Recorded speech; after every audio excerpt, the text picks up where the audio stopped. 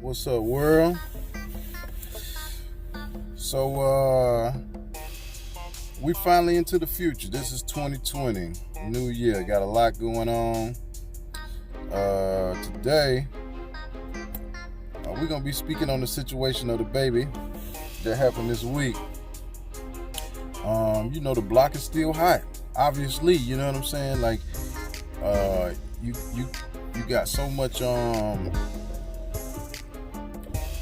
window up here a little bit. Cut out some of that background noise.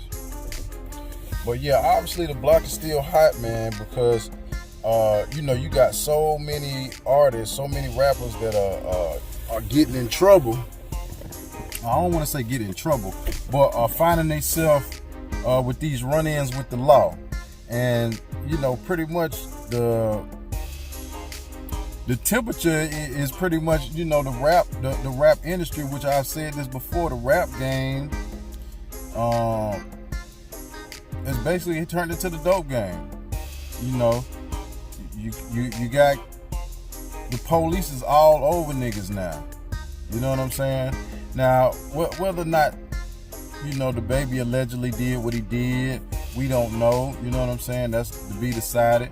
But one thing I will say is everything ain't for everybody. You know what I'm saying? Or everything ain't everybody's business. And a prime example of that is what we seen on the clip. The baby, his courtroom bond hearing. He was given a bond hearing. He was denied bail because of an extradition that he had to go to Texas for another charge. Just the fact that Florida,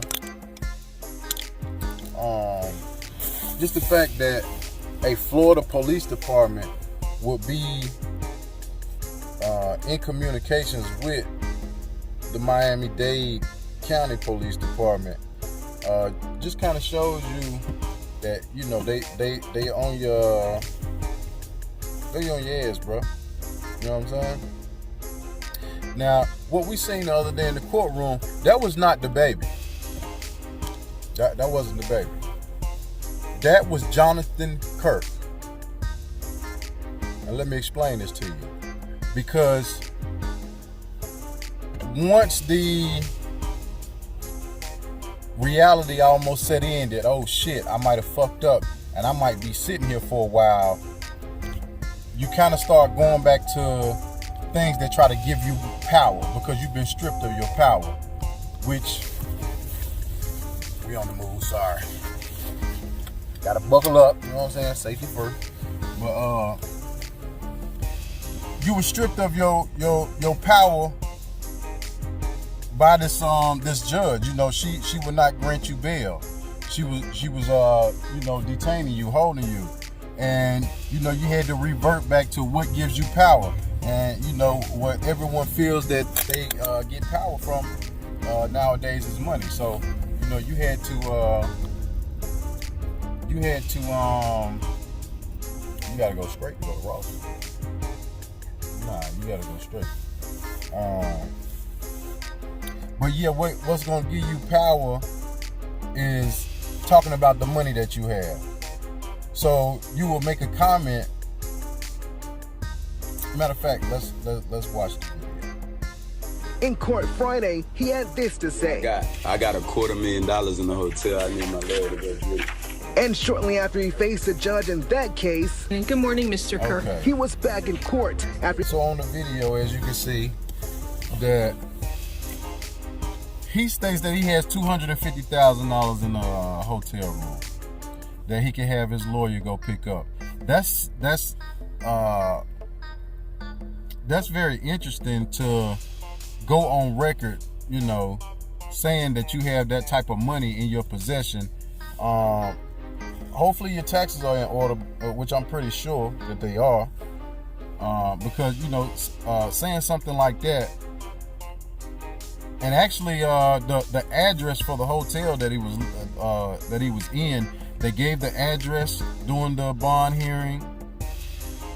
They basically said, hey man, anybody that want to go and find $250,000, X marks the spot. Here's the location.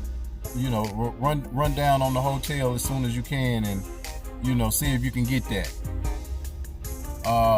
Having your lawyer go pick up your money is something that can have been talked about in the back room. That's not something that, you know, in my opinion, I would have said in a courtroom full of criminals.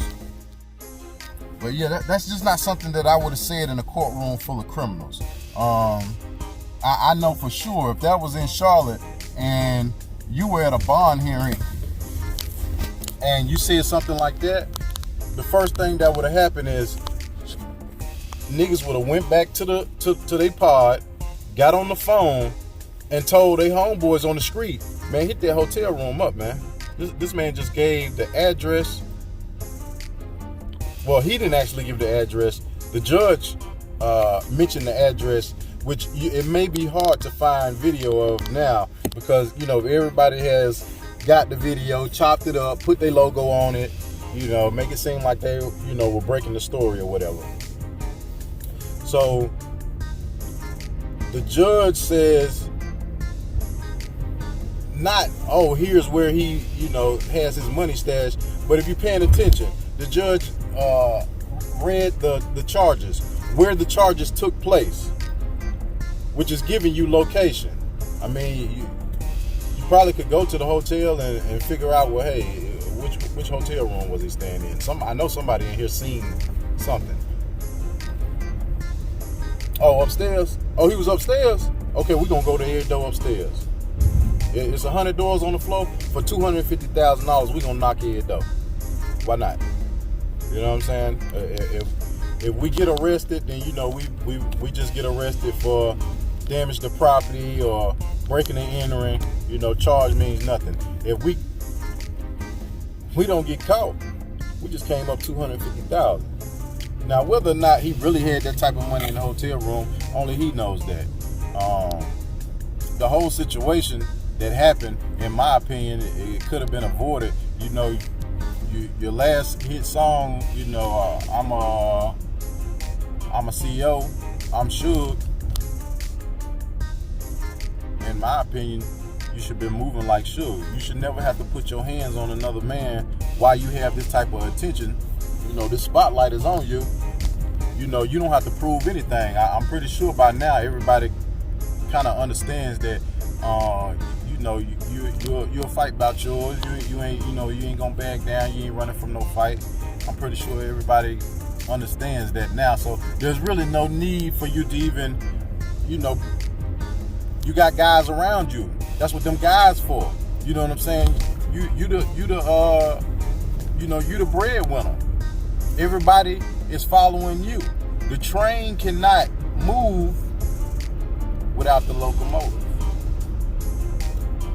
And at this point, the baby is the locomotive. And everybody that is linking themselves to the train cannot be pulled without that locomotive. So right there, you're running a risk of having this whole train derailed because of those actions. You know, you got guys like Kodak Black. You know, they just stuck him with 4 years. You know, it's not because of the one charge, it's because the multiple charges that keep coming up. You know, once they kind of deem you a danger to society, you know, the next time you're in a courtroom, they may hold you a little bit longer. You never know. But I will say this: moving in a certain kind of way requires a certain type of mentality.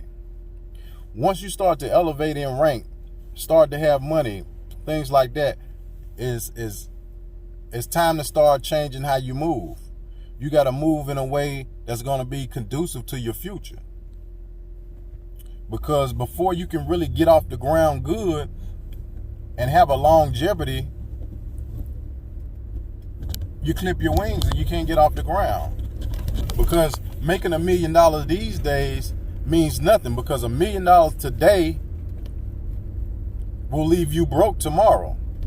Because once you get $1 million, you have a certain lifestyle that you are maintaining. And if you're not able to continue that hustle that is providing the money for that lifestyle, that $1 million will go out the door within weeks, days, months. You know what I mean? So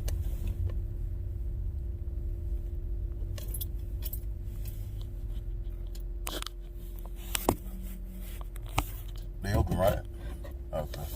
So yeah, man. Just wanted to do a little quick update on that right quick. And